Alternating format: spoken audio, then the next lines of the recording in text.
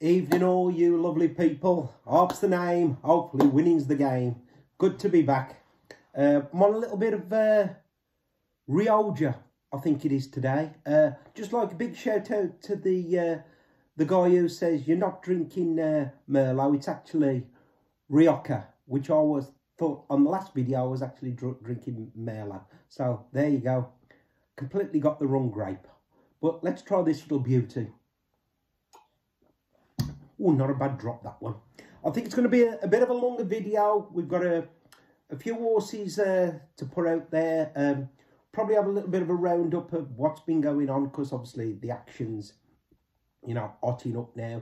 A few gripes, a few moans. And so, like I say, probably be a bit longer video than we have done the last couple, because as I said, probably it was a bit earlier in the season that I didn't really want to say too much. So as I've been scouring through some of the marquee, got my spies out there. They're up trees with like the binoculars, looking at the gallops in, you know, manhole covers, trying to get like good views of, you know, trying to get all the info we can in bushes. You can just imagine it. So yeah, the spies are out there. So hopefully we'll get a few, you know, that it come March. Right, first of all, quick shout out to the guys at Act Up. If you do want any goodies, you have a look on their page. Fantastic things that they produce. As I say, I've got the cushions here in HARP's bar. You know what I mean? If you check on their website, I think there might be a discount if you put HARP 10 in. So yeah, you probably get 10% off. But I'll just confirm that probably on the next video. I always support these, you know, these nice people, you know, with good product. And as I say, it is quality. So if you do check out their website for any like goodies for, you know, horse racing memorabilia, things like that. They're just socks, you know, umbrellas, clothing with all like the racing on. So yeah, it's an excellent site if you check it out. Right, my first gripe this week. It's doing my head in now that every horse from England can't win at Cheltenham.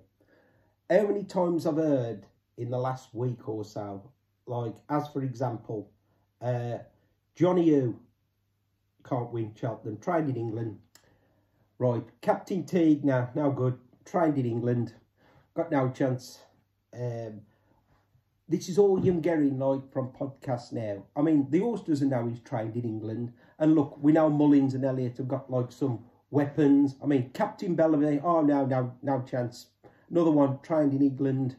You know, Wilmont, mega impressive. Oh, now trained in England. So I'd just like to put something out there.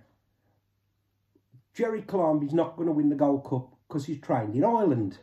How about that? One for us Brits. Get in there. So, yeah, look, it's easy to just say every horse, okay, Constitutional then couldn't win. He's trained in England.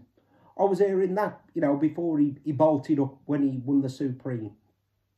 How it's going, I'm going to win every race. Mullins is going to win every race. And look, I'm probably as guilty as a lot of people that think, oh my God, this horse is English. Oh my God, Mullins is going to have something. But look, sometimes you've got to have an eye test and think, you know, look, this is a good horse. I mean, I was mega impressed with Wilmont. He was actually my first anti-post bet this year.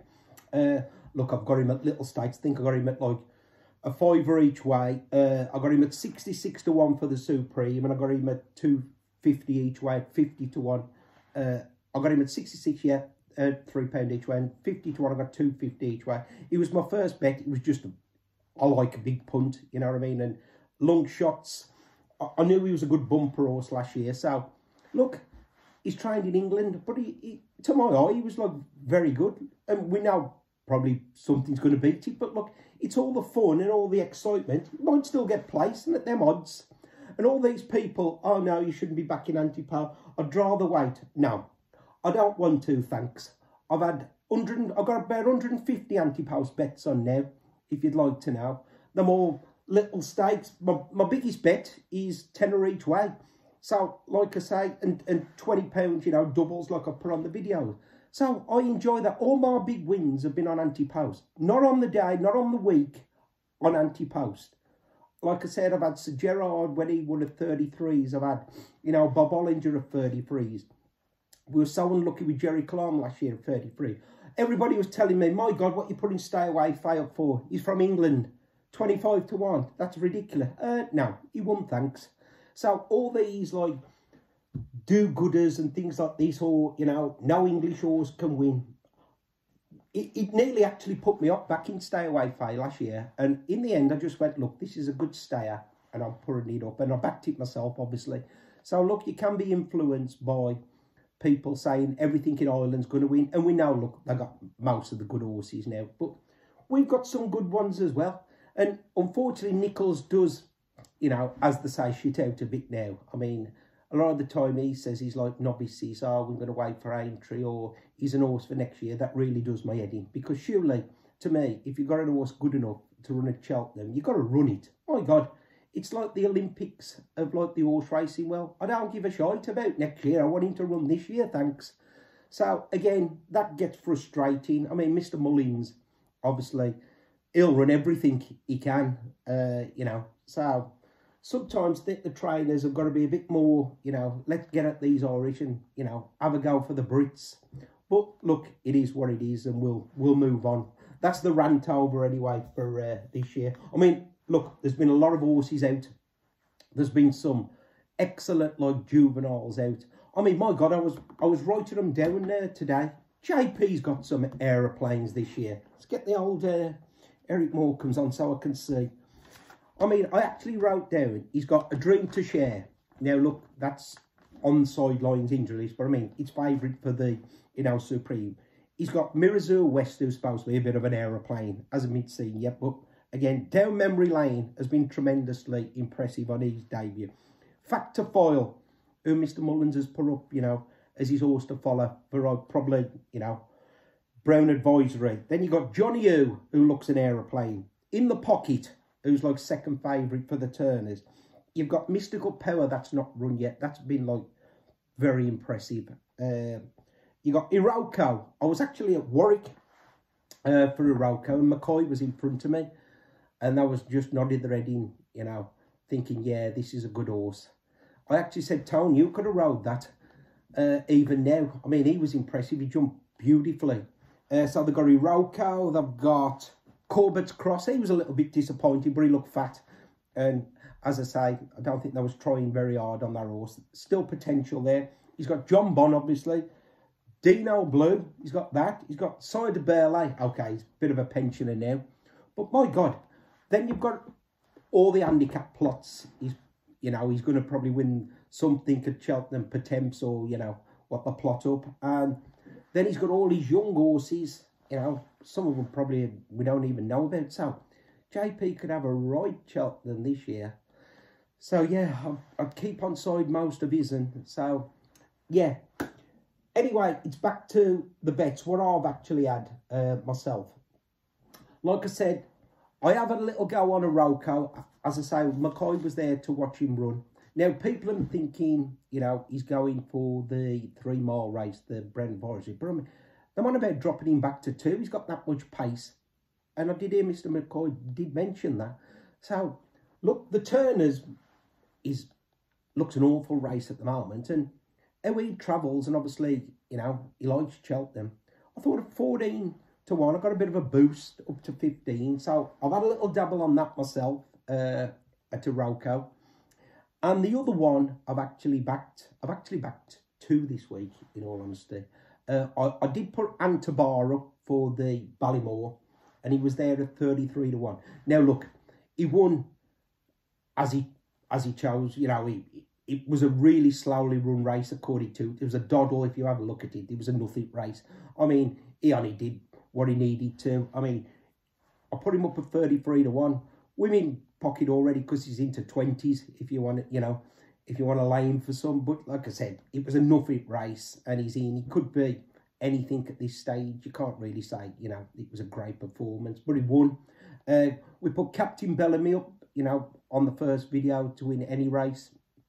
He was mega impressive. So with 2 out of 2, but look, if they turn up at Cheltenham, one's a Nichols horse, and as I say, the other, it could be in an odd division, that Ballymore, because the other horse I backed, actually for the Ballymore, was that Down Memory Lane. My God, he was mega impressive. Jesus, That's the most impressive novice I think I've seen this year. He was just tanking all the way through, and he's still there. It was 18 to 1 this morning. I had a little punt on, so yeah, I've had to have a little bet on him, because when you see something that like, you think, oh my god, that's impressive. You've just got to get in. I don't want to be backing him at 4 to 1 on the day, thanks. I'd rather just take a little punt at 18s now and hope for the best. And as I say, all my big wins have been anti-post. I can't win anything on a Saturday. I'm winning more on bumpers than I am over the jumps at the moment. I'm holding my own, but like I says, I always have a bet weekends. But, well, you know, I'm winning more on the bumpers. I think I might get back to the flat. And the other horse is one of the older... Let's swing for the fences. Because a couple of weeks ago, I heard from one of the sources that there's a horse that's doing really well on the gallops. I think, you know, could be a nice horse going forward. And this is a big swing, guys. So, look, let's go in easy. I mean, I've literally had £5 each way. It's a horse called Cantico. And I asked for a price for it for the champion bumper. And they come back with 50 to 1. Now, I asked the same price and same, you know, race at another couple of bookies, and they offered 33. So he was 50 to 1 on bet 365. So look, I've heard he's working well. I think he's a really nice horse, but look, he could have loads. It's Mr. Mullins, so he's an Irish horse, so he might not win. But at 50 to 1, I like taking a little punt on these. I say, and actually, the form is actually stacking up, because again, let me get the old Eric's on. I went to Warwick, and I've actually got Endo's book this year with his stable tour, and he gave a massive favourable mention to this Jinko Blue. Now, I backed Jinko Blue at 7 to 4 the night before. He got absolutely smashed up into 4 to 7, like defeat was out of the question. Now, as I say, me and my mate went to Warwick, and it was all the rage that day. It was the rumours all around the course that this was a good horse. What happened? A horse called Personal Ambition of Ben Pauling slammed him by 3 lengths. There was no excuses. We saw the owners in the paddock of Jinko Blue, and they looked absolutely devastated, in all honesty. They couldn't believe it was lost. Mr. Endo had been on the wine, you could tell, and he was like trying to make like excuses for him. But to me, there was no excuses. Well, this Personal Ambition had come third in his point at Liscarroll on the 19th of March, 23, and who beat him? Cantico. So look, a little bit of form there, because as I said, this horse was pretty highly rated of Henderson's Jinko Blue. And so he's beat him in his point. And look, at 50 to 1, these are the ones I like to have a little punt on. Bit of fun. And as I say, £5 each way, it's not going to ruin me. And if it, like, you know, starts winning or it comes out and wins a few, these are the exciting bets I like to have. So, guys, I'd just like to put forward what I've backed myself this week. Don't mean everybody's going to follow in. I just hope you enjoy the videos. If you want to press like and subscribe, be great. If you don't, it's no skin off my nose. I'm not going to earn any money from these videos. It's just a bit of fun. And as I say, when I need to get rid of some wine, I hit a video. So, guys, till next time, hope to see you all soon. Till then, guys, peace out.